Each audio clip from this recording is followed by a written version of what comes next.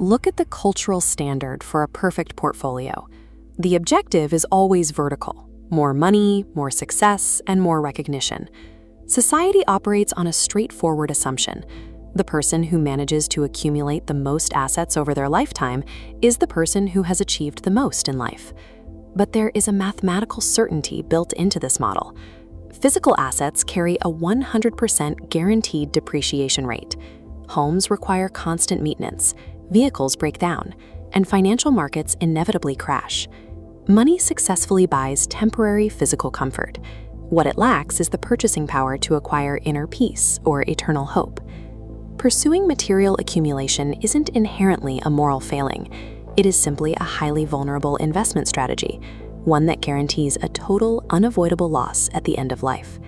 In Luke chapter 12, Jesus presents a case study of a man who flawlessly executed this exact strategy of accumulation. This wealthy individual generated so much excess yield that his existing infrastructure couldn't handle it. He literally had to tear down his barns and build larger storage facilities just to hold his earthly surplus. The tragedy of the story lies in its conclusion. The man's barns were completely full, but his soul and his relationship with God were entirely empty. The Bible never condemns the resources themselves.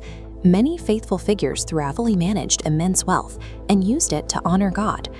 The core lesson of the parable is about allocation.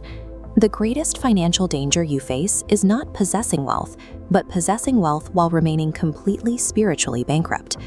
Jesus offers a direct counter-strategy to earthly accumulation: becoming rich toward God. This means investing your resources into an eternal market, one that is entirely immune to economic shifts or the passage of time. The first eternal asset class is generosity. This requires intentionally liquidating a portion of your personal finances to meet the real physical needs of the people around you.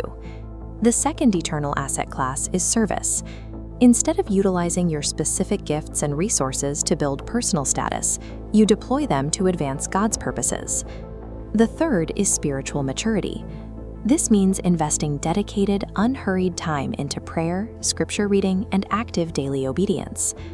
By shifting your resources into these three areas, you are effectively transferring temporary earthly wealth into a permanent, crash-proof eternal portfolio. This balance sheet compares the purchasing power of these two strategies. Earthly wealth buys comfort and possessions, but hits a temporary hard ceiling. Conversely, spiritual investments yield peace, purpose, and eternal security. This return has no cap, climbing straight off the chart. Because of this dynamic, the richest person is never the one with the highest net worth. The truly wealthy person is the one whose heart is fully surrendered to God. Let's run a quick, personal audit of your own life using this framework. First, are you currently measuring your success by the specific items you own or by the depth of your daily relationship with God? Second, what specific, rapidly depreciating earthly things have you allowed to consume too much of your time and attention? Building a life rich toward God doesn't happen by accident. It requires an intentional, daily choice to hold your earthly possessions loosely and invest your focus in the things that actually last. The world constantly demands that you collect more. Jesus invites you to become more. Human money has an expiration date. A relationship with Jesus Christ is eternal. Use the resources God has given you wisely. The greatest treasure a human can possess isn't something you can buy. It is the free gift of walking with Christ. Stay tuned for the final part of this series, where we'll talk about what it means to live a life of complete stewardship. Like and subscribe. Visit us at dwdailyword.com for more content.